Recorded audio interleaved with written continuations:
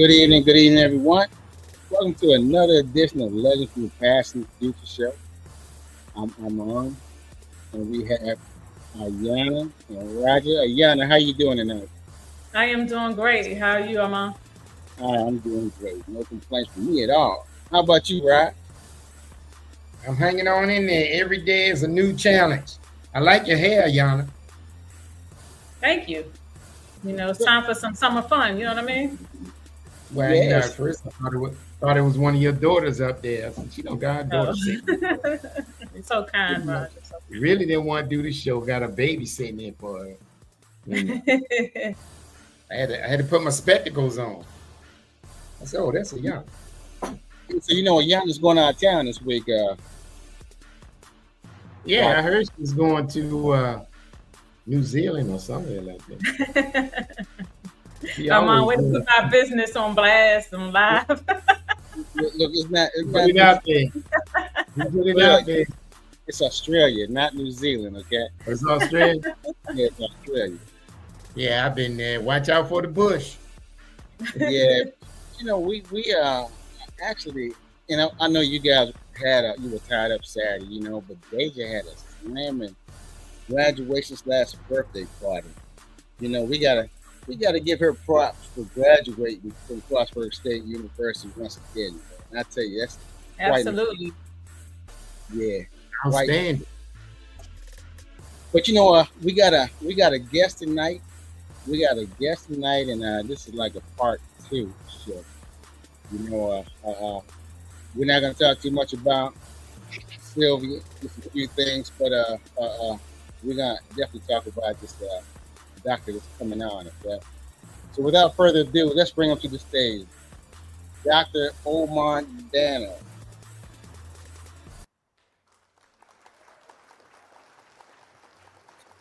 Dr. Danner, how you doing, sir?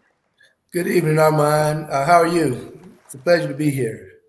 Welcome to the show. It's an honor and a pleasure just to have you tonight. Thank you. Thank you for having me. So what we do on this show, we travel back down memory lane. So tell us a little bit about yourself. Where were you born and raised? I was born and raised in Birmingham, Alabama, and I, have 4 brothers, have 2 sisters. I was raised mostly by a single mom. My natural father died when I was young, so basically we kind of grew up in Alabama and had to learn, how to basically make it, hard work, faith, perseverance. And so, steady hard, steady long, won't go wrong. Absolutely. Now, were you an athlete while going through school? I was. I grew up, earlier years, playing football and basketball. I grew long and tall, but, school was always, easy or second nature to me. And so, somewhere, when I was starting high school, I decided, I was going to go to medical school and work the second half of my life. So I ended up transitioning to a more college prep school and taking the academic route over athletics. Awesome. So what college did you go to? College, I went to undergrad at the University of Alabama, majored in microbiology and pre-med and graduated with honors there. And then I went to medical school at the University of Alabama, which is in Birmingham, and completed my studies there, class of 95, and then went on and did general surgery training there as well. Awesome. Now, before I move or pass the mic over to Ayana, I want to say welcome to the show, Sylvia. Welcome to the show, Cheryl Queen. And welcome to the show, Benjamin Shiner. I guess I'm saying that right. So we're gonna move on, sir. We're gonna pass the mic to Ayana. Are you, Ayana? So what was it like growing up in Alabama? Share a little bit about your childhood and what type of community you grew up in. Awesome. Yeah, I grew up, in a community on the outskirts of Birmingham. So it was more rural, suburban than really kind of more inner city. So, we would go, my step grandmother lived more on the inner city. So I'd go there to hang out, play basketball. But, We had, fresh air, there were animals from, horses to pastures with cows and, chickens and things like that. There were dogs. We grew up playing, basketball and football. The backyard was, the entertainment center, for the community. We were growing up. You put a ball out there, you have a yard full of kids in no time flat.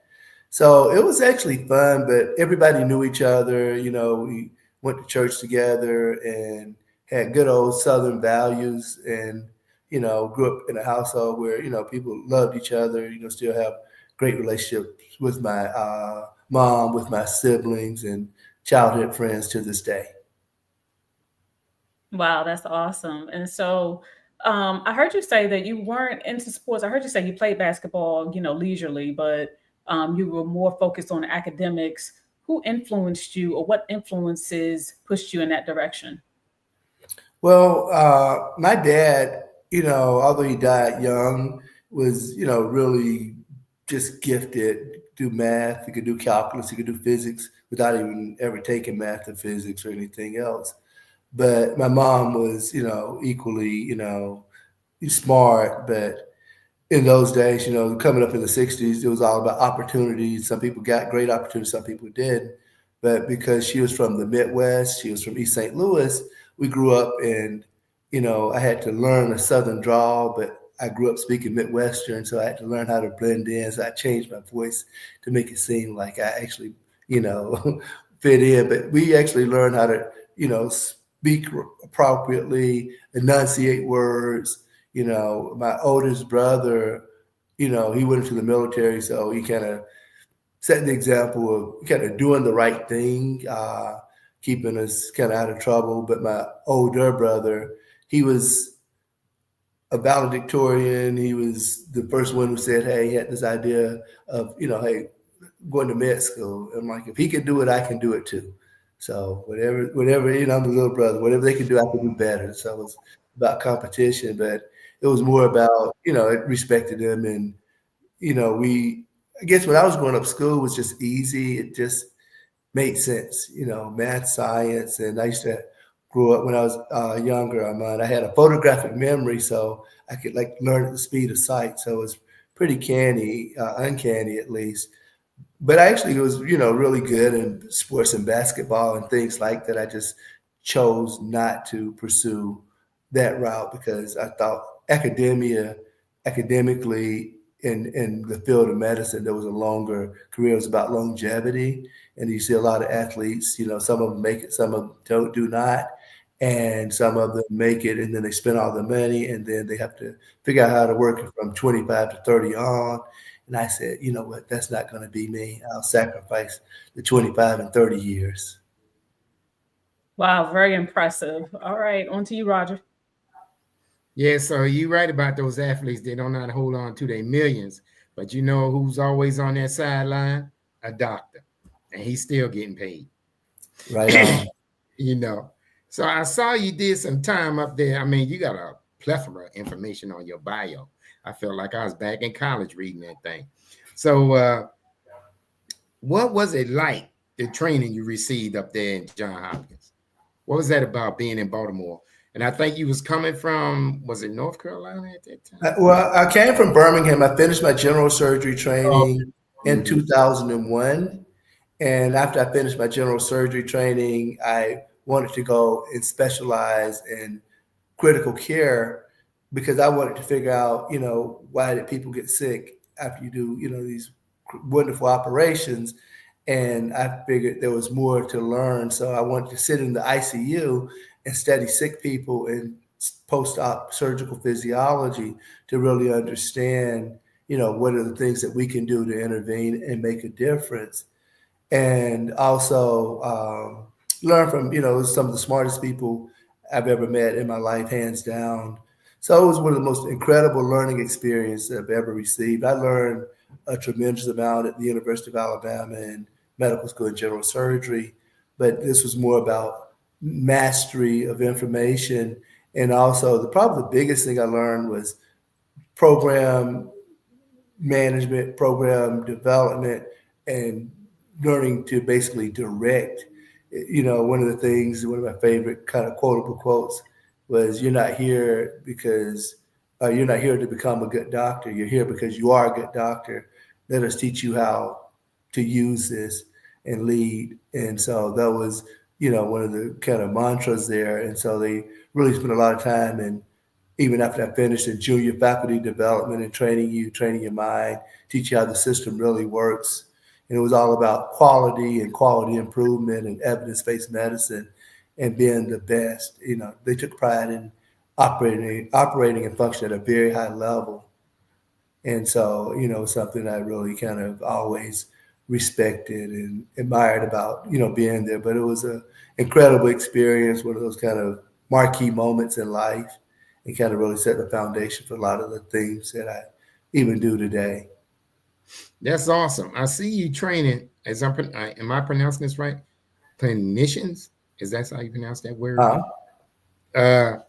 You training people in biotech, biochemical, and health-related data.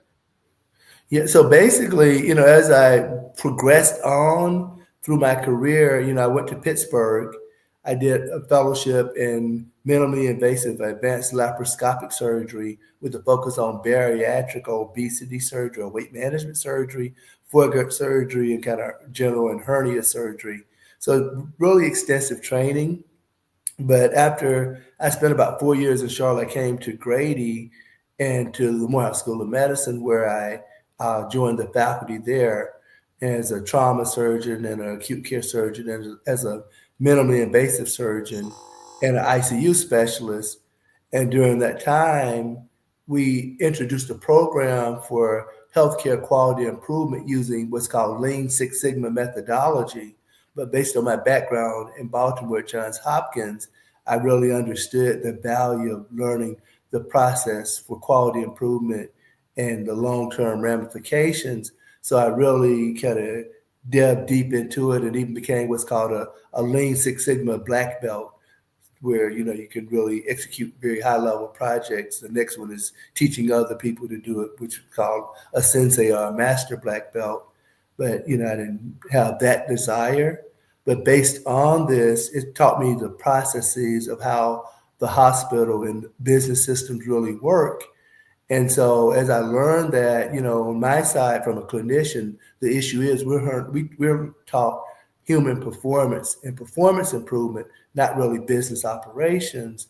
And a lot of people get titles or they get assigned projects and they really don't know how the system really works. And then when they fail, they blame that physician or clinician or nurse who they put over that process, who shouldn't have been over it in the first place.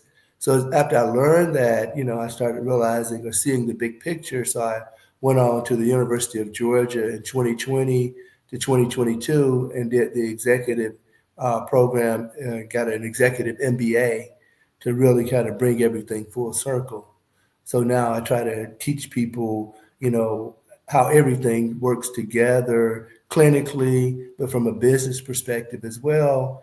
And my kind of focus these days, I was telling Armand this earlier, was more on kind of making the system whole again and focusing on prevention and becoming proactive about your health and wellness instead of kind of just participating in what I call reactive medicine. Awesome. I'm going to turn you over to Armin. Armin? Got it. So I see where your major focus is what you just got through talking about, implementation of quality healthcare, right? And teaching or showing people how to become healthy, correct? Correct. So you have not only are you a doctor and that's your field, but do you have an outside business doing that? I guess nutrition. So basically we created an entity called Danbar for Life, which is healthcare really has two components. It has medical care and it has personal care. The medical care industry, is vast. The insurance industry, the pharmaceutical industry, the hospitals, the medical schools, the instrument industry. But that personal care side of things really requires education. It requires nutrition. It requires certain kinds of testing, focus more on food tolerance, on your nutrition profile versus your metabolic profile, that really isn't done. So we created an entity, Danbar for Life, to try to bring those other elements together for people who are looking to make that transition to becoming proactive about taking care of their health and well-being.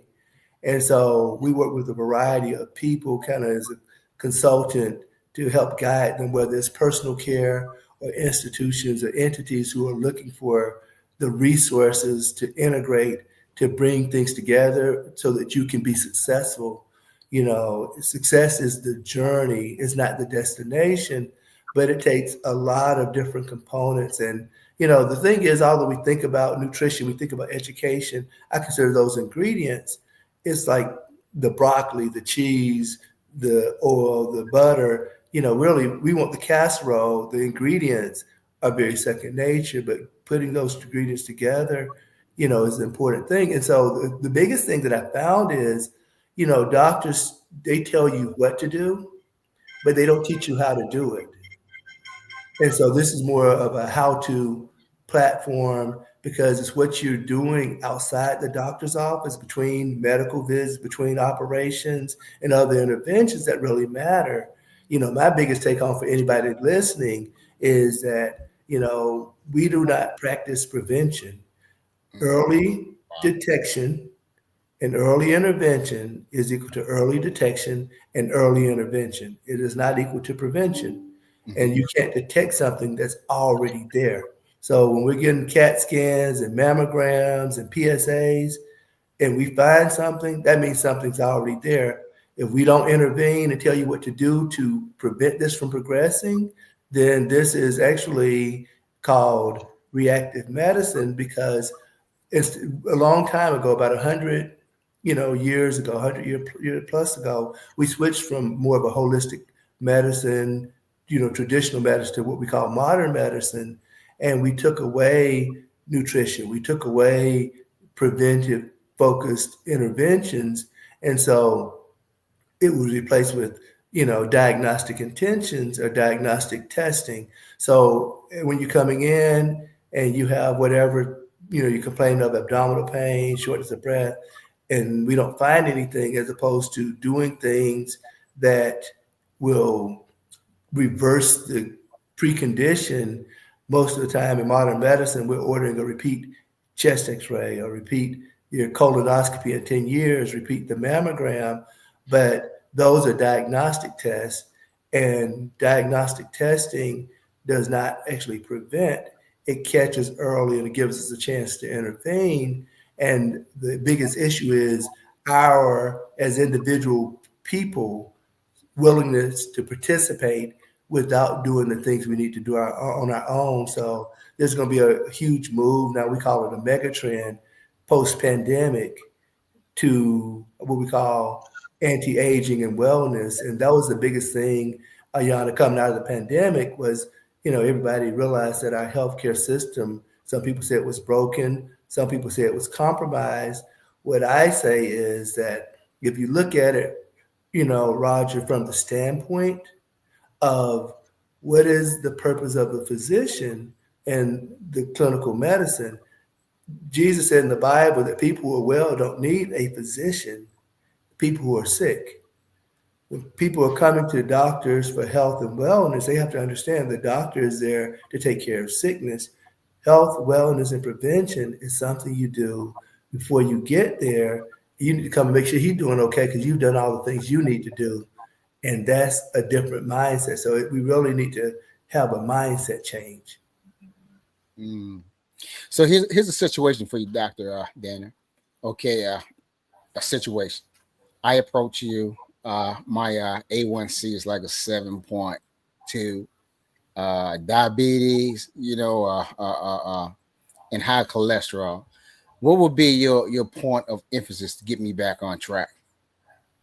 Well, man, I think that's a great question. That's like $1 million question, because that A1C, that diabetes, that glucose, I call them, that's metabolic health. And so when you go to the doctor and you get that CMP, the comprehensive metabolic profile, looking at your glucose, looking at your liver function, your renal function, and things like that, or your A1C, or your total cholesterol panel, your vitals, those kind of tell you, it's called keeping score of where you are right now. But when you look at the causes of disease, you have to look at it from two perspectives. There's a cause and there's an effect. That is the damage. That's the effect that's being manifested. The real question, Armand, is what's causing your A1C to be over 7 or over 6? What's causing your cholesterol to be elevated?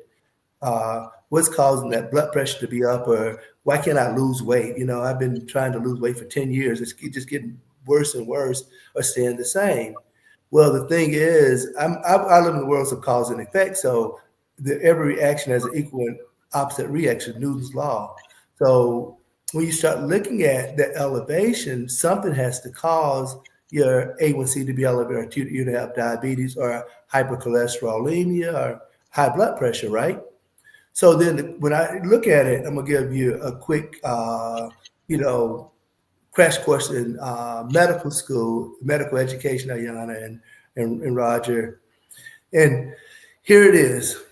When you look at the causes of diseases, like you named our elevations in your labs, there are really only two causes. There are precipitating factors and there are predisposing factors. There are triggers, things that stimulated it, and then there are things that allowed it or facilitated it. So the question then, Armand, is what actually stimulated your A1C to be elevated or your cholesterol to be abnormal? Well, we know it's the diet, but what is the diet doing that's causing that? And what's happening is we start looking at the root causes: inflammation, oxidative stress, contamination in food, excessive calorie intake, or sometimes medication and the complication of medications. What we're doing with medications, they're for temporization. They treat the symptom, but they don't get at the root cause of why this phenomenon is occurring. Secondarily, when you eat foods that your body does not tolerate, it triggers gut inflammation. The gut inflammation has two significant issues. One, the body breaks down those food proteins and they make antibodies against them.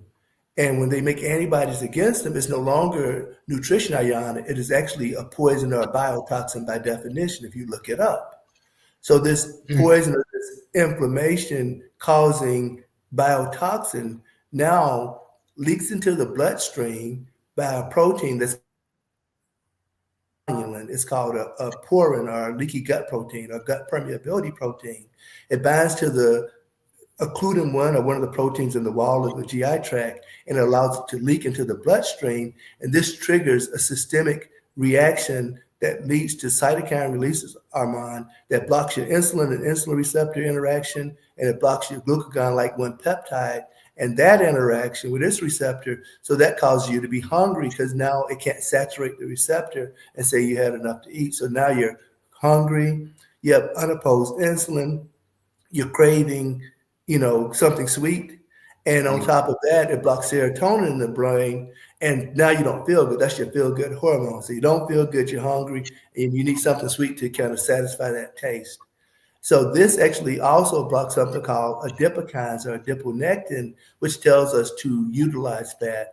And it stimulates the release of something called leptin and cortisol. So leptin tells us to store fat, but the cortisol, the major stress hormone in the body, what it does is it actually tells us to store the fat around our waist, and actually it alters the cholesterol. It shuts down the cholesterol production pathway. So it produces abnormal cholesterol and triglycerides in the blood to try to get that 2-carbon factor, that sugar out of it. So most people think that high cholesterol is from eating too much eggs or too much cholesterol, but there's no study that's ever shown that. It's actually for eating too much processed food, too much simple sugar, and eating foods that your body just does not tolerate from a protein tolerance, immunologic profile or perspective.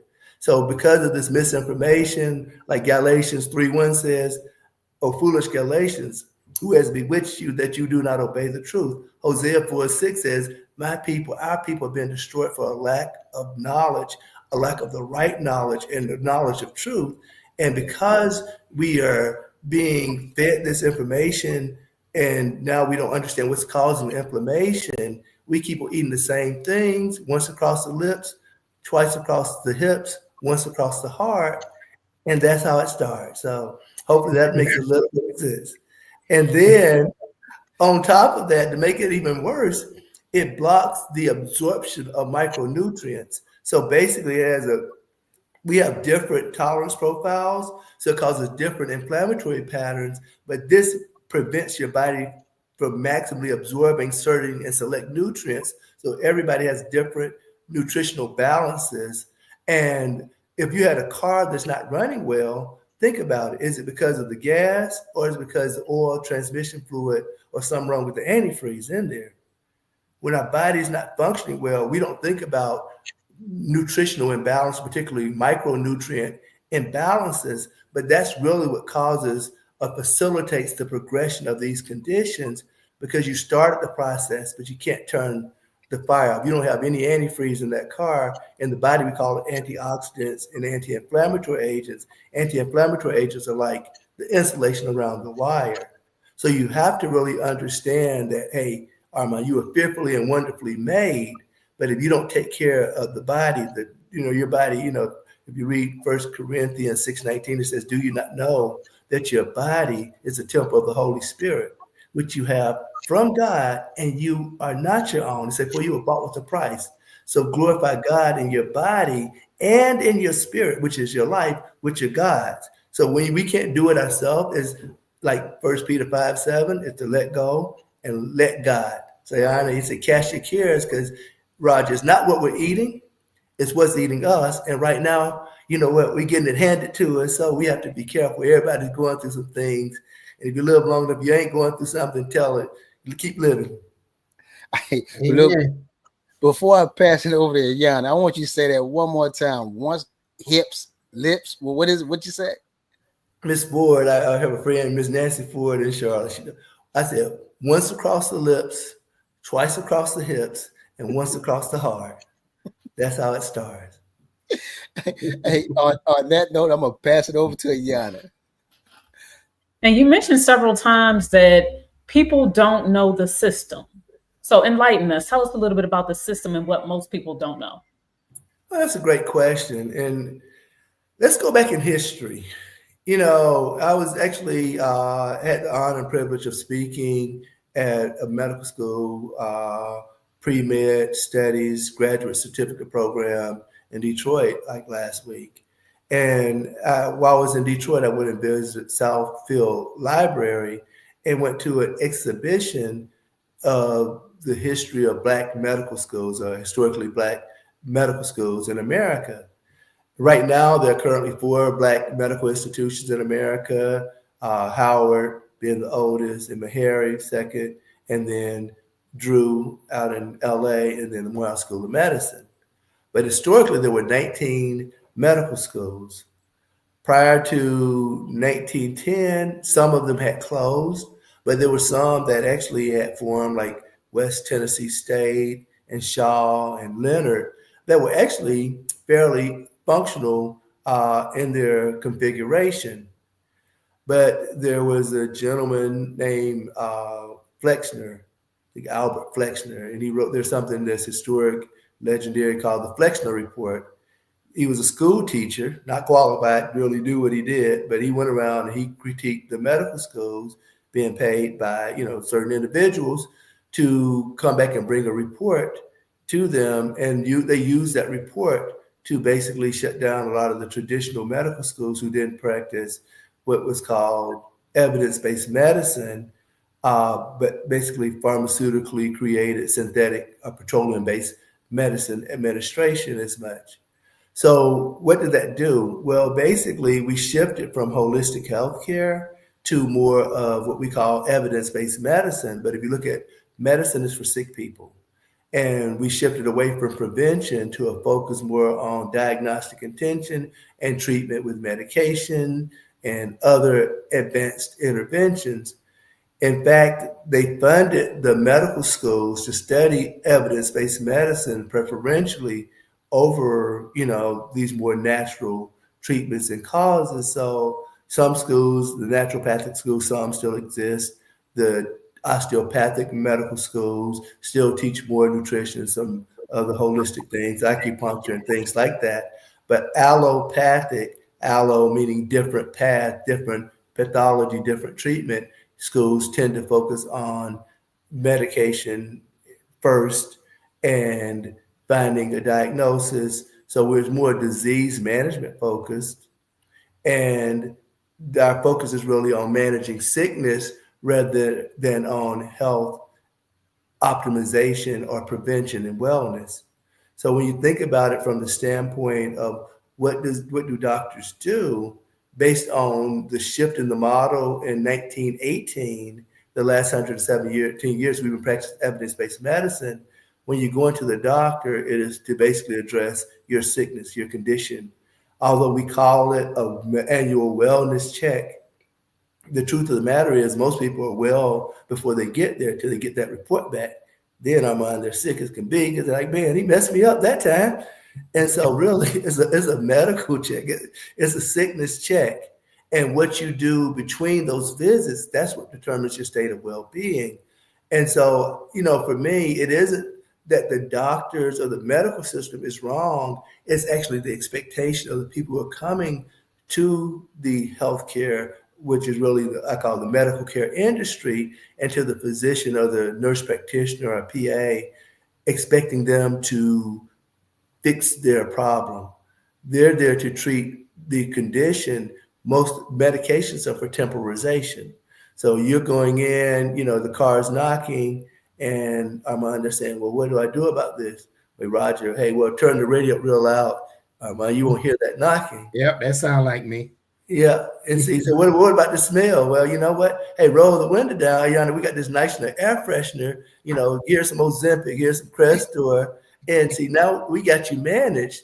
But if you go back to what I was talking about in Lean Six Sigma, what shifted me to this point?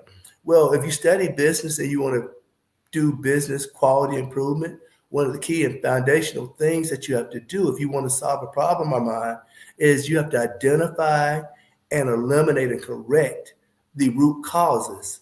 The root causes can be multiple. And if you don't do that and you turn that radio up and roll that window down, you may mask the smell with the air freshener, but you never stop the inflammation or oxidative stress.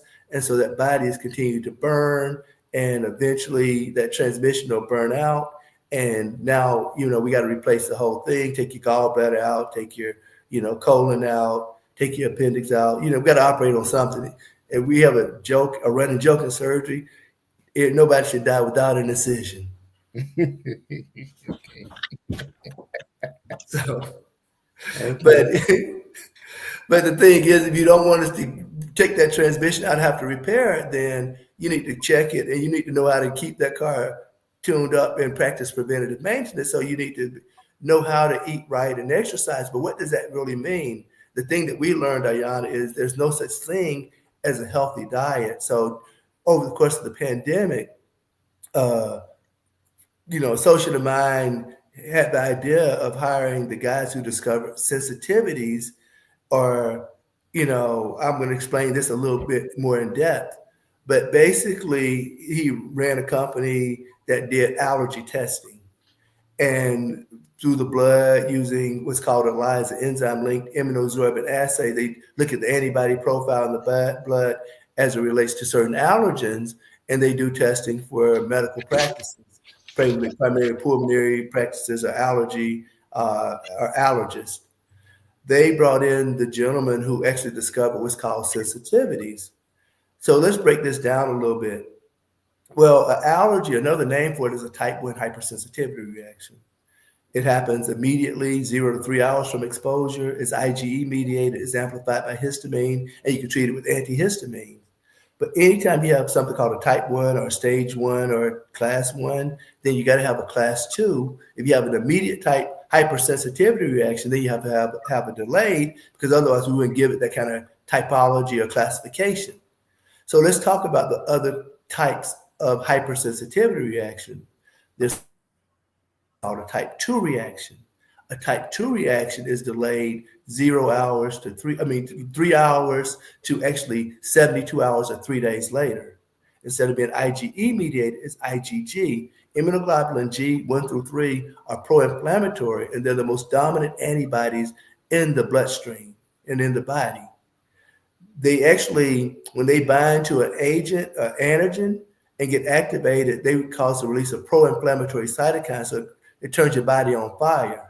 And when you continue to put it in, the body thinks, well, maybe our mind didn't get the lesson. So it starts making something called complement C3b and eventually C3d. Complement C3b is like histamine. It amplifies that inflammatory reaction, Ayana, by 1,000 times. But when you continue to do it, it amplifies it by 10,000 times by converting it from gas to rocket fuel or gunpowder. So then, boom, pop goes the weasel. And this goes from indigestion to abdominal pain or indigestion to chest pain to a perforated ulcer to boom, he just had a heart attack. What happened? He looked fine to me. I just talked to him yesterday.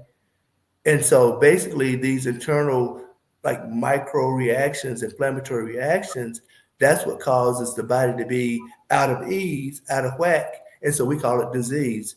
But the micronutrient malabsorption leads to the dysfunction. So we have cell and organ and tissue dysfunction. We call those diseases and disorders. But the point is they're all interconnected.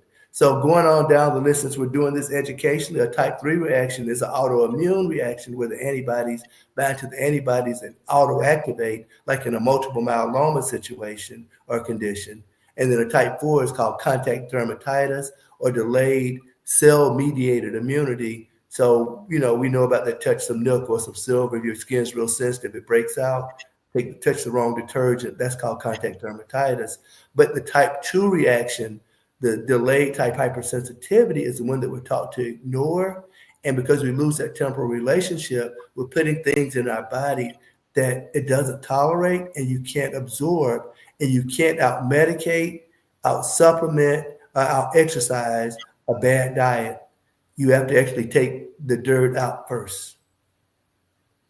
Wow, thank you for that. So do you recommend that people take an allergy test, or what do you recommend so that we're not eating things that our bodies don't agree with?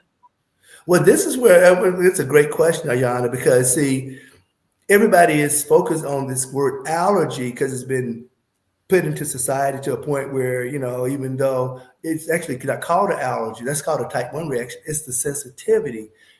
People should take a food antigen sensitivity test because I asked my daughter, she's a smart kid, pre-med student, graduated with honors in epigenetics or gene expression science from the University of Georgia. So very, very proud of her. I asked her, I was like, what am I paying for? Teach me something. We put a lot of money in these college graduates. So shout out to Deja again, congratulations. But I said, teach me something. She said something very profound. And she was like 19 or 20 then. She says, Dad, and I'm going to add on to it, kind of characterize it a little bit. She says, when you move people from one area, one continent to another, and you change their diet, you change their micronutrient environment. And when you change their micronutrient environment, you have to realize they ate a certain way in their indigenous land, and that prevented them from developing certain diseases and conditions because they learned that over time. She said, but when you do that, this allows the expression of these what's called repressed genes. And these repressed genes, now they can manifest themselves. So, one of the classic ones is that salt-sensitive gene in the sub-Saharan Africans. When they come, they had to travel long distances, so they held on to sodium to conserve while they went out in kind of hunter-gatherer states. So when they put it in environments where they don't have to basically, travel long distance, they can get the food real easily, they absorb sodium quite efficiently and hold on to it well. So in that select population, you may see more hypertension, more of a stroke tendency. And so you see more dark-skinned black males being hypertensive. Is almost you understood, but it's not true. My blood pressure is completely normal. So, these things are misrepresented in that the sodium is one component of it. But what I'm learning more and more, Amon, is actually due to feeding our bodies the wrong foods, and it's more complicated. It's the inflammation that's triggering this dysregulation, but the sodium intake, too much carbohydrates, too much weight gain, poor quality foods is actually worsening our condition and causing these medical problems. So, we have this thing, it's a running joke, a friend of mine, Kimberly, we talk about this, and what's a problem? A problem is a situation looking for a solution. So you have to sit there and study it. And what's the fundamental underlying problem that's driving it? So when, we look at problems, I'm back to what you're saying, and look at it in two phases. So you have the comprehensive metabolic panel in those labs, but what's causing it? So having not just a food allergy test, Ayana, but a food allergy and sensitivity test. So we call it food intolerances. So whether it's acute 0 to 3 hours like an allergy, or 3 days later like a sensitivity, if your body's reacting to it, then once across the lips, twice across the hips, once across the heart, and it's blocking the absorption. So when you do this for 40, 50 years, your body becomes nutritionally out of balance, and these different combinations lead to different disease manifestations. So when you tune a car up, the question is, when you're going to get that annual again, do you pull that car in and just let them start working on it and change some filters and change some timing? Or do you run a diagnostic test to see what's out of balance and correct that if you want to fix this metabolic health problem that you just described, Armand? So let me give you the last example, Roger. Ayana, sent Deja to go look for her shoes, and she sat there in the closet.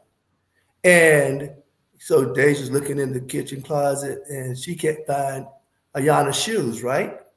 So she's like, well, Roger, I can't find the shoes. Ayana said they were there. She said, look in the bedroom. So she goes and looks in the bedroom closet. Hey, Ayana, I found your shoes. I found your shoes. The question is, why couldn't she find the shoes the first time? See, because she was looking in the wrong closet. They ran the lab. They just ran the wrong lab.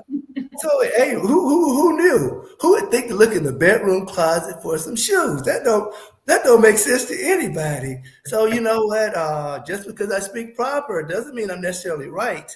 I'm not trying to be funny, but I'm just pointing out that there's something. One of my other lessons that I learned at Johns Hopkins is called the Bayesian theorem, and the Bayesian theorem, Bayesian theorem, is that the post-test probability of getting it right is equal to the pre-test probability or suspicion times the sensitivity of the test.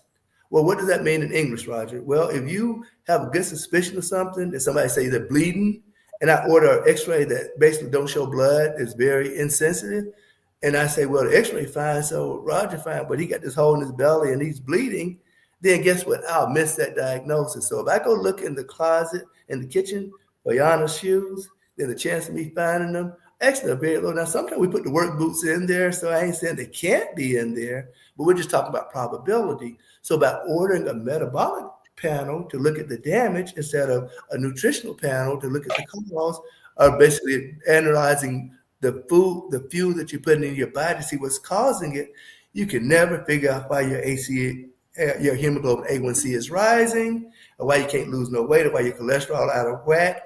Maybe because your genetics, or because of some other reason that may be around with that. So you have to just think about it. But the bottom line is, the eyes cannot see what the mind does not first comprehend. So hopefully this is informative to your listening audience. Sylvia and I have been on this journey, ever since, first met a long time ago on that fateful day on January the 2nd in 2013. And, been kind of eternally linked, as we've gone through this journey. But, she's really been doing really great now. Because, I've talked to her. I kind of keep track of everything that's going on, just because we kind of have that kind of friendship and relationship now. And so I always, share with her what I've learned. And now she's starting to kind of listen and do it. And, seeing her progress, her transition, her transformation, it's kind of exciting. So, a kind of celebration of her elevation too. So, but it's a real phenomenon for sure.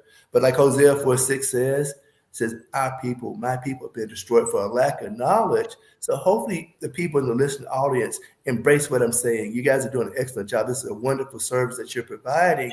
But it also goes on to say, Armand, because you reject knowledge, God said, it's I that reject thee. You got to understand, you shall know the truth, and the truth shall make you free. That God is truth, and the kingdom of God is the kingdom of truth, and the kingdom is power. And so you talk about the power of truth. When you reject the power of truth, you lose your protection. And so here the thing is, 1 Corinthians 3:16, 3:16 through 18 says it like this. Do you not know that your body is the temple of God and the Holy Spirit dwells within you?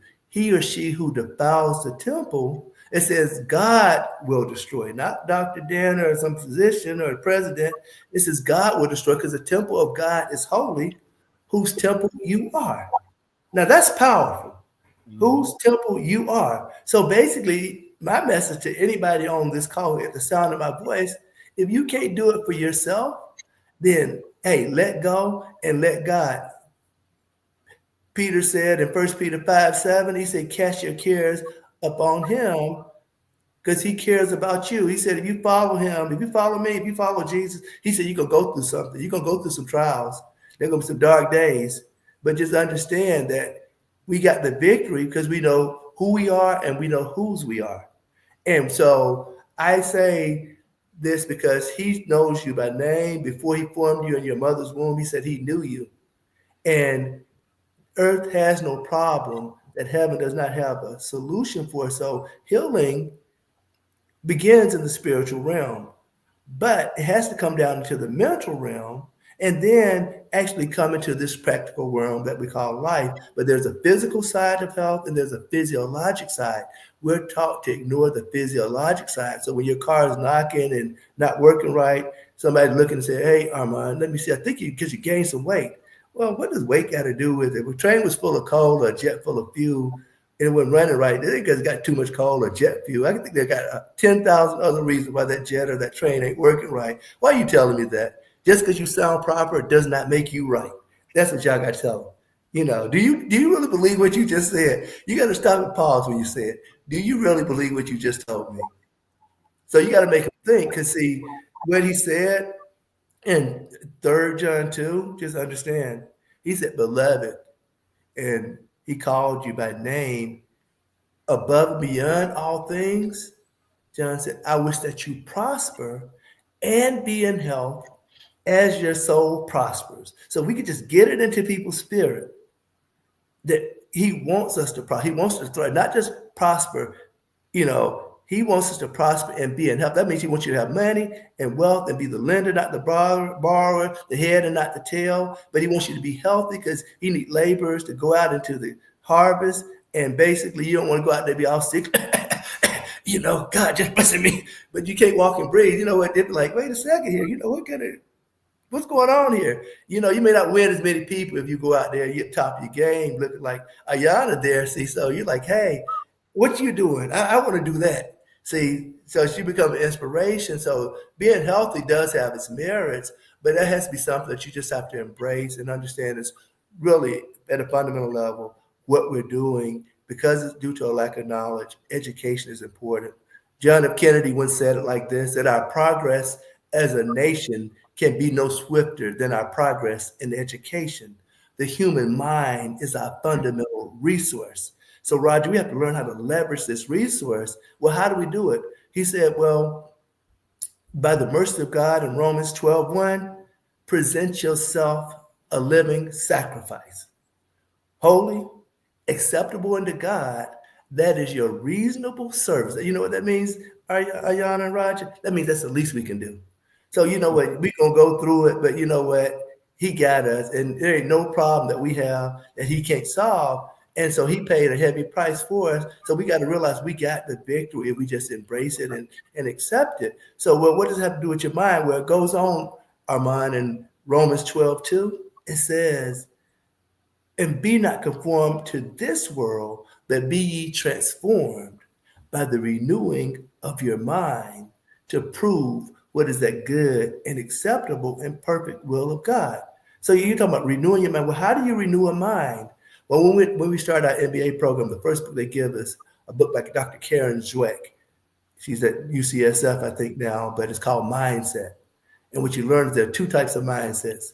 There's a fixed mindset, which most people have, about 90%, and about 10% have this thing called a growth mindset. It's malleable, it's adaptable, it's open to new things. You can convert from a fixed mindset to a growth mindset, but you cannot do it, Roger, unless you introduce new intellectual substrate. So one of the things that it says in Proverbs 3:5, it says, with all you're getting, get ye understanding. So, Dr. Dan, yes, sir. I have to interrupt you. We have a few more questions before we run out of time, okay? Okay, awesome. Okay, so Ayana, pass it on to Roger. Okay. See, Armin always kicked me to the curb. But I noticed that my one question is, well, I don't know when your daughter got out of school. Congrats to her. But there was no doubt that she was going to be great with you as her father. She had the greatest mentor in the world. So that's on point right there. She was blessed. But how would someone come to you to try to get their body back in balance? What would you tell them on getting their body back in balance? How would they do that? Well, at Danbar for Life, what we did was created a program and a platform for that specific purpose. DanbarForLife.com, is a platform to practice what we call proactive health optimization and wellness. And there are a variety of different programs, but the programs have embedded in them the actual testing. So we call it the 3 T's: teaching, testing, and training. So you need education because of the knowledge issue. You need testing to understand your nutritional balance as well as what your body tolerates. And then you need training, educating you and testing you without training you. Now you know what to do, you just don't know how to do it. Or trying to train you, but you don't know what your body tolerates, doesn't work as well. And then, testing you and training you without teaching you, or teaching you and training you without actually understanding food tolerance. See, the issue is you can't actually go and adjust the diet. You may be able to read a food label, but you don't know what in that food label as it relates to you that you need to remove. So it's a combination. So we basically set up a program. Just understand, when you take your car into a dealership for tune-up and preventative maintenance, it's not covered by a insurance card. That's an out-of-pocket expense. Health insurance and car insurance are the same. So health optimization, prevention, preventative maintenance, or wellness is actually an out-of-pocket expense. So the first thing is educating you and help you understand that it's going to cost money. The testing to do these kind of things are expensive. They're not subsidized by the insurance company, the government, or the corporations. Number 2, going back to the education, you need to understanding. Understanding is a gift from God. And that's why every time we drop something in our spirit, we say, thank you, Jesus. Thank you, Lord. In the Black and brown community, it comes out of our mouth. We don't know why we didn't say it before we can even catch ourselves. But how do you get that understanding? 2 Timothy 2:15 says you have to study to show yourself approved. We know about studying the Bible. We know about studying books and all the kind of leadership thing. But Danbar for Life is an electronic book almost to teach you how to take care of yourself. So you have to go through a period of self-study so there's something to reinforce when you come to consultation. So we do the diagnostic evaluation, we do a health risk analysis, a profile, and then you go through the education. And when you finish this, you take a post-test, you get a certification, and then it comes together in the form of a consultation. So basically, we can do an interpretation of the information and then create a customized plan. That program, that platform allows you to get to we call them directors and managers. There are people there that can help you. Call the number, they can help you coordinate. But if you don't want to do that, just click on their buttons that call Keepers of the Temple. It's a faith-based perspective. There's the personal solutions. There's the bariatric surgery panel, but basically allows you to enroll. You register, you put your username and password, and then you just make the transaction. Once you do that, you do a health risk analysis. So gather, like Armand was talking about, your glucose and your comprehensive metabolic panel, your cholesterol, your A1C, your blood pressure, your weight, your BMI, or your weight and your height, and calculate your BMI. So when you do the health risk analysis, it kind of tells you where you are. Figure out where you are, determine where you want to be, create a goal, and then what we have to do is create a customized plan and program to help get you there. So the biggest thing to do is make a decision that this is something you want to do for yourself. Let the Spirit of the Lord lead you, and keep the temple. And if you can't figure it out, hey, just do it. Pray about it, inquire of the Lord, have faith, get started, gather your information, enroll, fill out the information, and then establish a purpose. See, your purpose is your why. That's your driving force. When you get off track, you got to get back on. There are no failures. There are only behaviors. The only failure is the failure to get back on track. So you got to actually decide on what your goal is and what your purpose, commit to it, and then create a plan. Then when you go get that diagnostic test and you need to get that tune up, you got to buy the supplies. A lot of people, well, I ain't gonna pay for no supplements. I ain't gonna do this. Well, there ain't enough in the food to get healthy in the first place. You can't replenish the system. You behind 6 months on your rent, and you basically paying today's. You can pay the back note, but you ain't gonna pay the today's note. You're gonna be behind. If you pay today's note and pay an extra $200, but you got $2,400 rent, so you got a $1,200 rent. You pay an extra $100 in 6 months. Armand, if you do the math, you actually still 5.5 months behind, and they still gonna evict you. So you got to actually pay. If you're really behind, you got a deficit. You got to identify it. You got to pay the maintenance. You got to do nutritional supplementation for maintenance, but you also got to correct those back deficits. That's what we're not doing. We're medicating them and letting the house burn down because you didn't put no repellent in that fire extinguisher of yours. And so after you enroll and you do this, you buy the supplements, you activate the program by taking the simple pre-test. It activates the training module. It's all digitized, it's printed, and you got to go through the point of educating yourself, getting understanding. That way you go from being a doctor-patient relationship to a doctor-patient partnership. A partnership, you can't partner. You guys are in business together with somebody who's uneducated. They don't know what they're doing. You don't need to be in business with that person. So you got to educate that person. You can't hold an undereducated person accountable for anything. So one of the things that I learned, Roger, I'm going to end on this and give the mic back because I know we're kind of pressed for time. And these 4 revelations that I learned and takeaways. Revelation number 1, people say knowledge is power. This has been a powerful, interview, powerful little conference here. Well, actually, it's a false teaching. Knowledge is not power. Application of knowledge is, and there's a difference between the two. In fact, it says in James, to know that which is right to do and not to do good is sin to that person. 2, they say life is about choices. Another false teaching. Roger. Now they say, it's my thing, do what you want to do. No, it ain't. It said that everybody's a temple of God. So basically, it ain't actually life ain't about choices, it's about consequences. If you think in terms of the outcome you want, I want my A1C to be normal, my cholesterol to be normal, I want to live and not die and declare the good works of the Lord in this land, then you got to make a decision. To basically, this is the way the Armand Wallace story is going to play out. And let your decision dictate, let the outcome, Ayana, dictate the decision you make. Maybe you don't want to be in the back of that car. They may go shoot some thing up. Maybe you're going to go to jail with them. Why, y'all go without me. Hey, I like joyriding. Maybe I should joyride. You got to think about, is it worth the consequence? It may be fine, but you know what? There's some stories that, this was totally unnecessary. So a lot of people, they have this plan in life and they're working the plan ain't work for them. They come and say, we're working hard and they're struggling.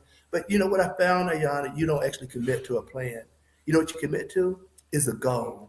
And a goal is a dream or a specific desire with a deadline. You submit to the plan. As long as it's working, Raj, you continue working the plan. But as soon as that plan don't work, you talking about going to Miami, you say Louisville 45 miles, and you're in Georgia or Tennessee, there ain't no Louisville going to Florida. So you need to turn that car around and make a little adjustment. And just understand the last one is personal accountability is no accountability. We were not called to be personally accountable, spiritually accountable, but we are personally responsible. And God has given us a charge. And what we do in this earthen body, everybody's going to have to come before the judgment seat of Christ and answer for what we do. So why don't we just live the best life? He told us, just understand, command, Galatians 6:7. Don't be deceived. Don't believe everything here. Everything that sounds good ain't good. Everything tastes good to you might not be good for you. But he who sows to the flesh reap of the flesh corruption. But hey, let me change that. He put the right stuff in the body. Actually, it's going to be well. He's going to prosper and be in health. So just understand, if you put good stuff in, you're going to get good stuff out. And hope this is some good stuff, food for the soul. So I appreciate that. God bless.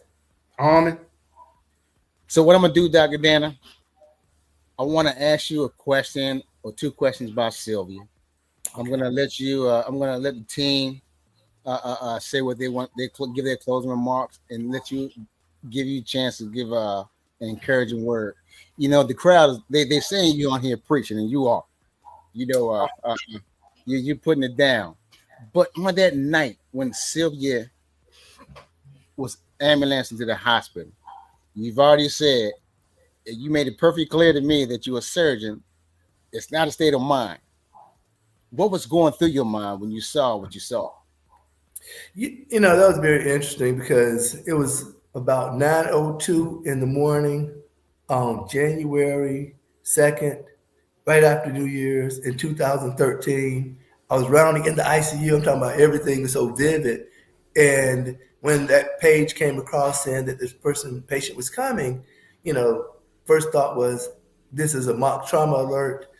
Let us go down so that we won't be the butt of the joke for not showing up, because no matter how extreme the page or the presentation is, you have to treat every scenario as real. So that's what I was telling you, as a state of mind, you know, just don't play, you know, every life is precious. So we went down, we put on our garments called PPE, our gown, our gloves, our hat, mask, and got ready. And true to form, they rolled in with this person, with Sylvia, with a tree branch 6 inch wide, stuck through her body, coming out the backside. You can see how it penetrated through the buttocks area, but across the left lower quadrant of her abdomen. So initially, we tried to get in an IV and draw blood. You know, we call it a primary survey, establish IV access, and then, you know, assess the situation. Well, during the process of trying to draw blood, we couldn't get access. We couldn't get any blood to come out. And we tried to check a blood pressure. It was like 80 over palpable, 80 over the bottom number, not detectable. So, you know, I looked at the situation and I said, hang the unit of blood. She had 1 IV from the field. Start the massive transfusion protocol. You call the OR, you notify anesthesia, you know, call my chair, Dr. Childs, and said, hey, you know, we have this situation. We need to kind of drop what we're doing, all hands on deck, and meet up at the OR. And you guys unlock the stretcher and run like the wind to the operating room. So when we got up there, we told anesthesiology what was going on. They intubated on the side, and we had to figure out how to construct an operating room table that would not dislodge a tree branch and cause her potential to exsanguinate because she was in something we called extremis. So we configured the bed in a way that allowed for us to roll her up without dislodging the tree.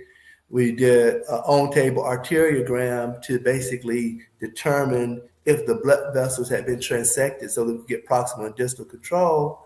And basically, the arteriogram showed that the blood vessels were intact, Ayana. So then we had to figure out, well, how we're going to do this, you know, operation. So we prepped and draped everything, and with the tree branch sticking into the center of her belly, sticking straight up in the operating room.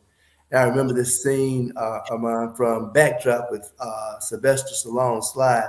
The building was burning, and the other firefighter asked him, how are we going to attack this? Because there was no good angle, good way into it. And Sylvester Stallone looked at him, and he says, I can't do Sly or whatever, but he said, we're going to take this sucker head on. So we basically said, okay, here's the plan. We're going to take this tree. So I remember one of my residents, Trey Walker, and we put a bag over it. Dr. Childs, Dr. Harper were there, you know, had gauze and everything loaded in hand with the circulatory nurse, the scrub nurse. And first time we tried to hoist it out, it didn't come. So I said, nope, we got to win. This tree can't win. So basically, we grabbed together, and on three, we're going to twist, and we're going to hoist it out. And we ripped it up out of her abdomen, outside of the pelvis, and we start packing the wound,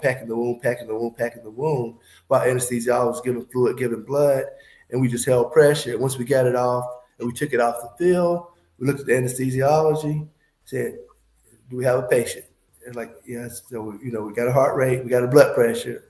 So we kind of paused for a little while, and we basically resuscitated with blood and fluid and got her pressure up, got her heart rate down.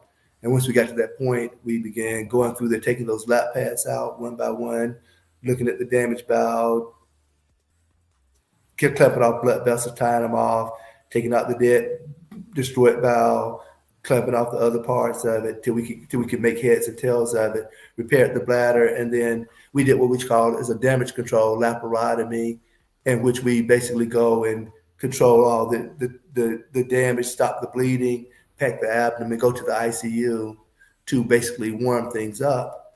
But I remember, basically I was there with the trauma director, Jeff, chief of trauma at the time. And I was like, you know what? You're the chief. You could have it. You want to take the lead on this? He was like, nope, Omar, it's on you. And I started thinking, I'm like, okay, you know what? There ain't no blueprint for this, Ayana. So, I prayed about it, and all those years of study, all those dark nights. Why are you pushing yourself like this? Like, this is the moment. Okay, God, this was Roger White. He greeted me. This is for such a time as this.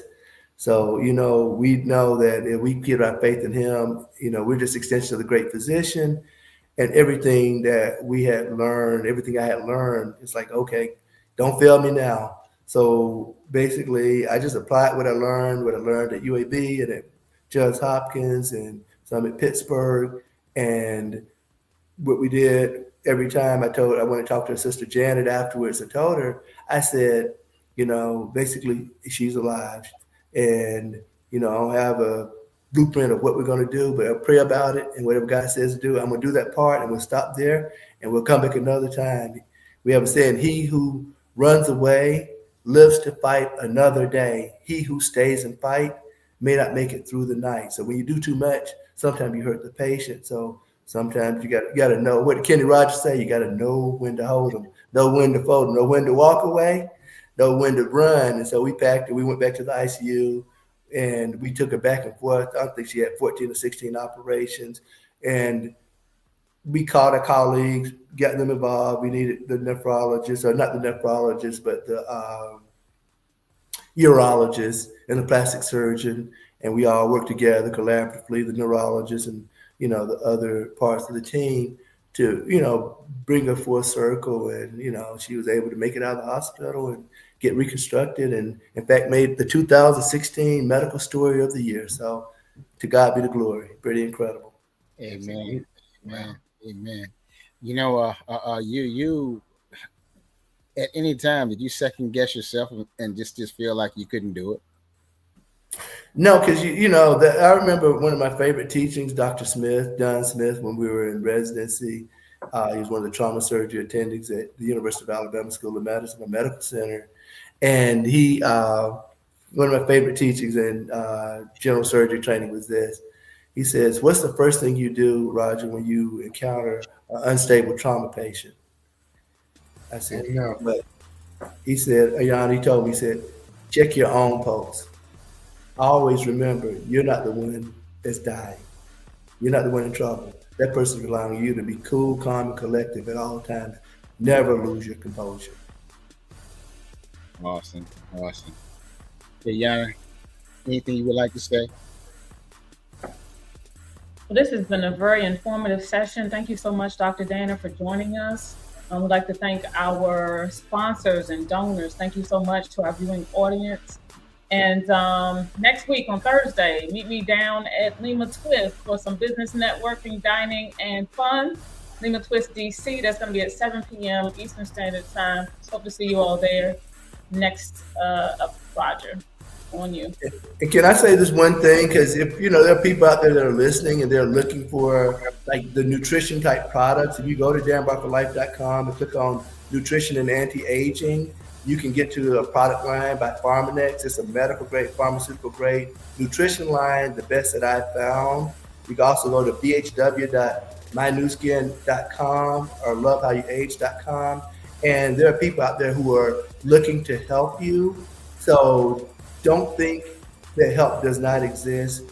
Personal care is something you need to do on your own. You need to do it with your doctor. This is not take you away. That's where you keep score at. But what you're doing between those visits is what really matters. And this is going to be this transition in this next age. There's something about to be a mega trend where health and wellness and anti-aging is going to be the new thing. So if you're starting to feel that and God's starting to move in your spirit, just understand that that's real. But what these guys are doing is incredible and awesome. So I just want to compliment you and give you 2 thumbs up, says Cisco and Evert. So you guys keep up the great work. Thank you, Armand. Thank you, Ayan. Thank you, Roger. Thank you, Deja. God bless you all. Thank you. Thank you so much. I already sent your Danbar for Life out. People been texting me. That's what I've been doing, sending it back out. So, but when they go for Danbar for Life, the anti-aging thing gonna be on there as well? It is. It's called Age Lock You, Age Lock Vitality, or R squared day. So you click on there, you can actually find it. And the thing is, you have to do it in combination. So basically, telling the DNA blueprint, this is what you need to do to get young, but you're not doing the tune-up. You're not giving your body multivitamins. You're not doing any transmission fluid. You're not giving it vitamin D. High dose vitamin D, it's like motor oil. You don't just take it and I put a quart or 2 in. Ayana, you needed 5 or 10 quarts. So you need to fill it up to that line. So it's about achieving normality. Getting your level 40 to 100 is normal. It's actually associated with improving your immune health. Low levels are about bone health. But if you're talking about wellness, you need your immune system. So the best offense is a good defense, and the best defense is a healthy, optimized immune system. So the other thing you need is antioxidants, something called G3. It's a better form of things, of antioxidants like acai berry and noni juice and, goji berry and things like that. But you need antioxidants just like the car needs antifreeze, and those are good sources. But it's the combination, but with the removal of the stuff causing the inflammation that will lead to your health optimization and wellness. So that's where, again, there's a number on there you could call. If you need help, feel free to call and ask. If somebody's looking for just a quick way to just, what do I do about this cholesterol, this A1C thing, then there's a $9.99 preparatory program.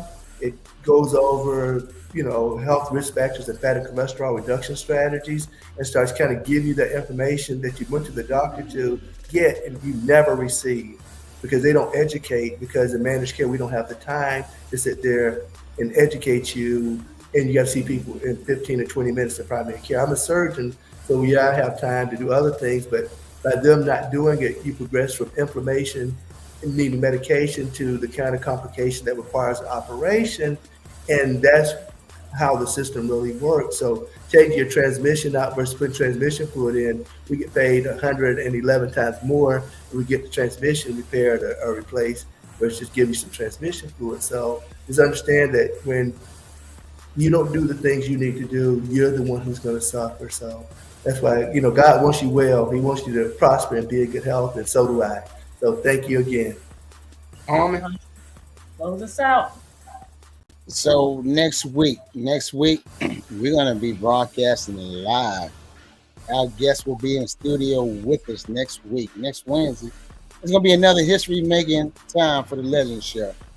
I want to emphasize once again, if you're in the D.C. area, go to, Lima Twist?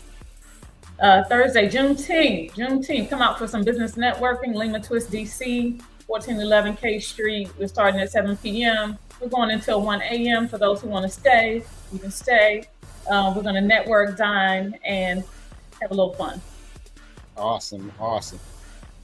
I'd be remiss if I didn't mention, if you like the show, you're on it every Wednesday, don't be afraid to donate to the show. Help us continue to do what we do. We try to give you the best each week, and we're going to give you the best each week. So donate to the show, or if you want to be a sponsor, you can be a sponsor. But come back next week. We're going to have another exciting show again, as I stated. We're going to have our guest in the studio, first time, Dr. Danner. thank you for coming on the show tonight. You were great, very informative. Awesome. Yes, Thank you you. were. Yes, you were. Thank you. Hey, watch us every Wednesday. Subscribe to the show, sir. You're on YouTube. Subscribe to the show.